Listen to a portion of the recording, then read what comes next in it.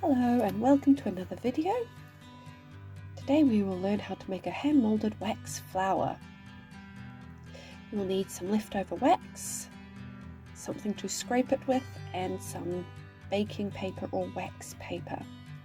And to begin with, I am just scraping off a little bit of wax and rolling it into a ball. And as you can see, it behaves almost a little bit like clay once it's been scraped off. Now, I am showing you how you can make this flower out of any wax you have left over.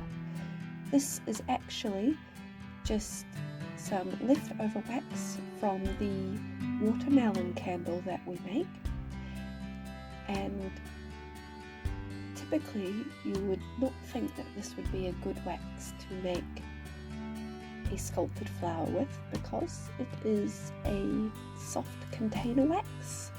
It does not really want to hold a form as well as a pillar wax, and it also has a high scent ratio in it, which also makes it more malleable. But I'm showing you here that any leftover wax you can make a really cute flower with. So after I have rolled everything up into small little balls, I begin by making the center of the flower. And I've just taken one of them and I'm rolling it into the center of a bud in the palm of my hand. And next I am going to be shaping some petals. You can either do this on your hand or use a bit of the baking or wax paper so it doesn't stick to your hand. One of the problems that I had when I was making this flower is that the room was quite warm, and because the wax is so soft and has such a low melting point, I was finding it was getting more tacky than if I was to use a pillar wax, and I was periodically going to the sink to run my hands under cool water to make the process easier. If you used a pillar wax or a beeswax, or you didn't have scent in the wax that you were using, you may find that it will behave a little bit more like clay. But if you're using a more difficult wax like I am using, a container wax, then you just need to try and keep it at a cooler temperature when you're dealing with it in your hands. Otherwise it becomes less clay-like and more paste-like, and then it doesn't have the right aesthetic, and you'll find it sticks to everything it touches and warps the shape that you want. But what I'm doing is, after each petal I am making, I am just wrapping it around the initial bud I created, and then I'm just fine-tuning the shape a little bit with my fingers and making sure that each petal is well adhered to the bud and the petals before it, so it becomes one uniform shape. Keep in mind also that when you're creating your piece, it doesn't need to be perfect, it doesn't need to be exactly the same or symmetrical, because when you look at flowers in nature, the elements change them. They're not all balanced. Sometimes they lose petals, sometimes the wind warps the shape, sometimes insects take a little nibble out of the petals. So we're not aiming for perfection, we're aiming for something that you might find in a garden.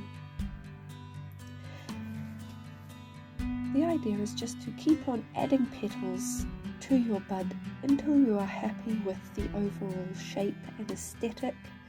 Where you want to stop is completely up to you. It is your flower.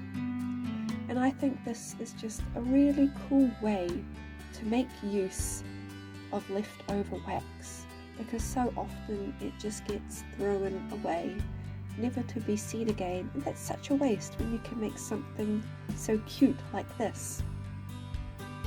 If you wanted to, you could have put the centre bud around a wick, and then it would become a cute little miniature candle. But as I'm making it now, it is more suited to be a wax melt. So after this is all finished and it's set and is solid, you can just put it in a little wax melter, and then the flower will slowly melt and release the watermelon scent, which is the scent of the wax that I was using for this.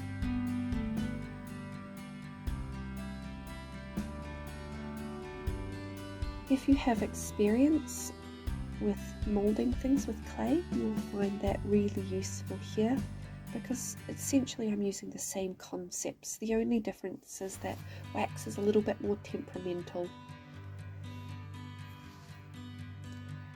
Now I'm just adding some finishing touches, smoothing out any little bits that I don't like the look of.